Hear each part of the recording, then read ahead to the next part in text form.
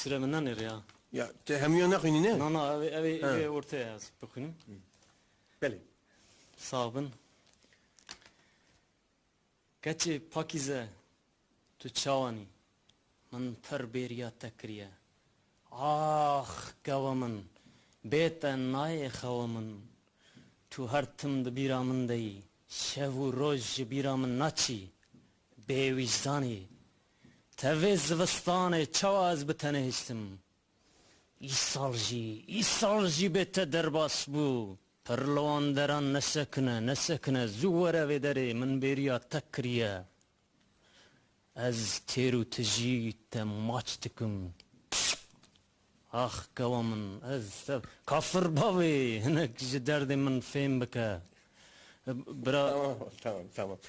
Mesaja te bigêjeciye xwe gelek spas dikin ji bo vê mesaja xweş. abi ew kîjan televizyona? Heval ev Medya TV'ye ev mesaja te gihîşt hemû Kurda ez bawer dikim wê herkes mesaja xwe şey hilgire.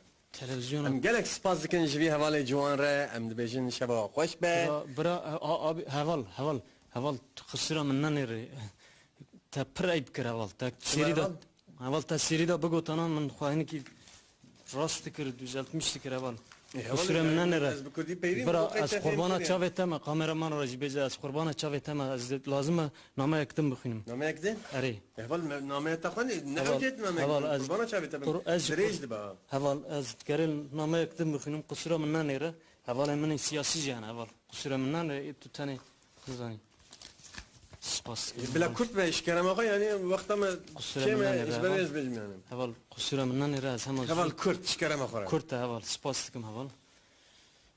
Heval Pakîze tu çawanîn. Yani ew kurmancî hûn çawanin tê nivîsandin. Hûn çawanin. Rewşa we çawan e, xebatên we çawa diçin. Ez serî de ji hevalên wê derê re silavên xwe yên şoreşkerî dişînim. Heval tu tiş ji azadiyê qîmetlîtir nîne. Ev ê baş bêzanîn.